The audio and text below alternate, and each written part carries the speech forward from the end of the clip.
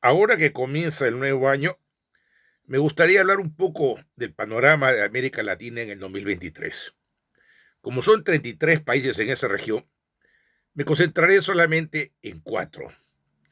Dos continentales, en Sudamérica, donde se está produciendo cambio de gobierno, Brasil y Perú, y dos estados insulares en Centroamérica, que el 1 de enero celebran días nacionales, como son Haití y Cuba. Empezaremos por Brasil, el país que concentra a más de la tercera parte del territorio y de la población de América Latina. Este gigante, a su vez, es el más grande país del hemisferio sur y también está entre las 5 primeras potencias, tanto en habitantes como en superficie, como en economía del mundo. Ahora, estamos viendo en Brasil un tremendo cambio de giro, porque hasta ahora teníamos a Jair Bolsonaro, un presidente conservador, al cual le decían el Trump tropical, que a favor de políticas sumamente privatizantes, no le importaba proteger el medio ambiente, el Amazonas, y bastante tradicionalistas en el aspecto social, bastante religioso inclusive. Y él se convierte en el primer presidente que no es reelecto en lo que va este milenio en Brasil, y es reemplazado por Lula, su archirrival, quien es el líder del Partido de los Trabajadores, que va a volver por quinto periodo consecutivo al poder. O sea, tendríamos el regreso del principal partido de la izquierda de todas las democracias occidentales. Ahora, Lula no es una izquierda radical. Además, su vicepresidente es de centro derecha. Y él va a ser un gobierno, yo diría, medio neoliberal, moderado, pero no va a tener mucho margen de maniobra porque el Parlamento lo controla la ultraderecha y el bolsonarismo. Pero lo importante con el cambio de Brasil es de que cuando Bolsonaro era presidente, él lo que hizo fue hacer de que Brasil rompa con la Unión de Naciones Sudamericanas y con la Comunidad de Estados Latinoamericanos y el Caribe, la CELAC, las dos únicas y primeras organizaciones que han tenido en esas respectivas regiones de manera independiente a Estados Unidos y Europa. Lula va a hacer lo contrario, va a volver a vitalizar a la UNASUR y a revitalizar con fuerza a la CELAC. Y en esa estrategia se va a encontrar con México, con Argentina, con Colombia y con la mayoría de los países hispanoamericanos que están muy sólidos en crear un bloque en contrapeso a Estados Unidos. Claro, y mientras Lula llega al gobierno, en el Perú pasa lo contrario, o sea, en Brasil la izquierda derrota a la ultraderecha, pero en el Perú la ultraderecha logra sacar a Castillo, que era muy de izquierda, y ha puesto a su vicepresidenta Dina Boluarte, que aquí la tienen como prisionera política. Ahora, en el Perú, el 7 de diciembre, un día antes de que se celebren 18 años de la creación de la Unión de Naciones Sudamericanas en Ayacucho, el 7 de diciembre en el Perú se produjeron 2 golpes de Estado. El primero, el que hizo el profesor Castillo, quien, sin ningún apoyo de masa de las instituciones castrenses, sin apoyo legal, llamó a disolver el Congreso. Y él inmediatamente fue aprisionado cuando todavía era presidente constitucional, bueno, estaba de paso a exiliarse a la Embajada de México.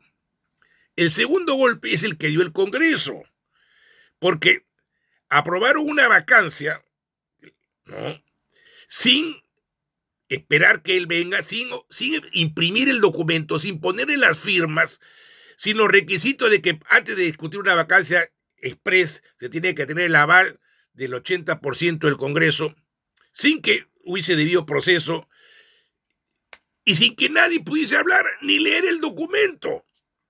Y se aprobó una vacancia express que no es constitucional, como tampoco fue constitucional el golpe que hizo Castillo.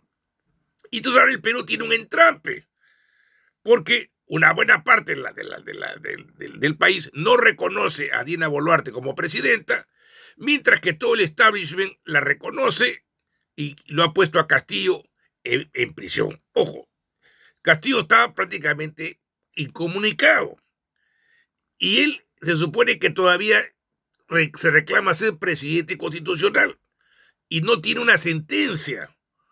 Entonces esto está generando mayor malestar. Ahora, la señora Dina Boluarte todavía se reclama de izquierda. Es más, ella se reclamó marxista-leninista, cosa que nunca se reclamó Castillo.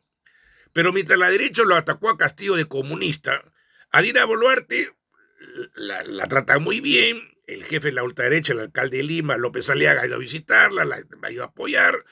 Y todo la apuntalan a Boluarte, mientras que ella, a pesar de que se reclama de izquierda, ha respondido con tiroteos de bala a la población que se ha manifestado en las calles. Y hay aproximadamente 30 muertos. Castillo habla de 20 desaparecidos, se habla de unos 200 heridos por lo menos. No se sabe exactamente cuántos hay. Y la prensa no quiere hablar.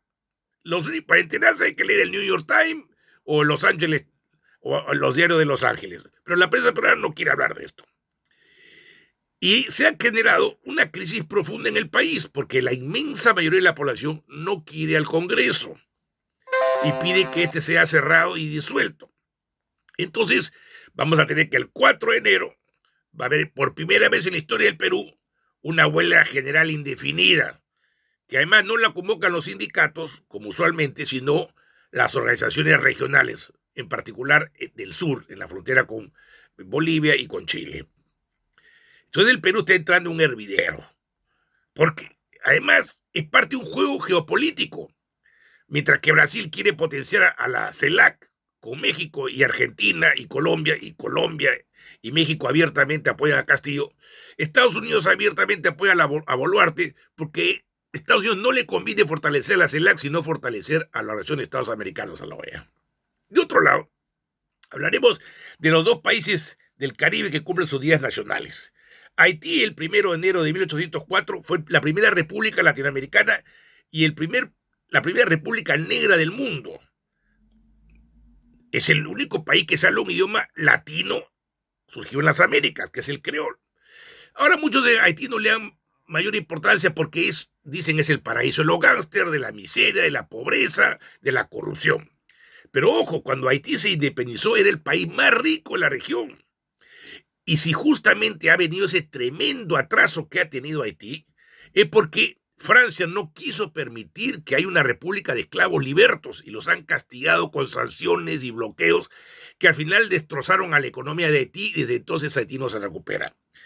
Y para ayudar a que Haití se recupere, ojo, yo me siento orgulloso de mis ancestros haitianos. Mi abuela viene de Haití. Para mí no es un pecado venir de Haití, ni me asusta esto de que hablan tanta violencia en Haití. Pero una de las razones por las cuales Haití tiene esa tremenda pobreza es por el boicot y el bloqueo que le hicieron. Y la verdad es que Francia y varios de los países occidentales tienen una deuda con ese país que tienen que repararlo. Y finalmente, el caso de Cuba, el 1 de enero del 59, hace 64 años, se dio la Revolución Cubana, la misma que nacionalizó empresas, creó una economía planificada y alineó a Cuba con el bloque soviético. Ahora, con la caída del bloque soviético, Cuba ha buscado insertarse en el mercado de manera similar a la en China y Vietnam, y se generan dos disyuntivas. La primera, que Cuba quisiera acercarse más a los países bolivarianos como Venezuela, Bolivia, y ha creado el ALBA. Y por lo tanto necesita fortalecer a la CELAC. Entonces tiene una disyuntiva Cuba.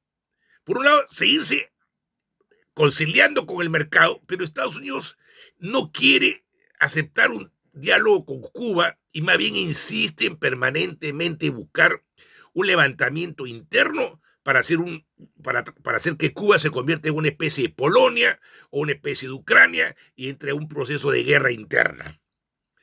Y otro, que en Cuba dijeran, bueno, no queremos tantas concesiones a Estados Unidos y queremos una mayor igualdad y expandir la revolución al exterior. Pero este sector es sumamente pequeño en Cuba.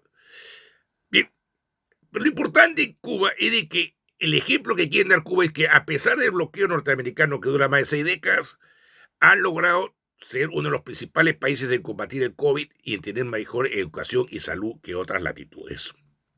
Mientras tanto, en América Latina vamos a entrar a este año en una importante disputa geopolítica entre Washington, con Joe Biden en un lado, y los nacionalistas latinoamericanos, con Lula en Brasil, AMLO en México, Fernández en Argentina, Petro en Colombia, que van a querer hacer un contrapeso para que América Latina tenga algún tipo de institución más autónoma en la región.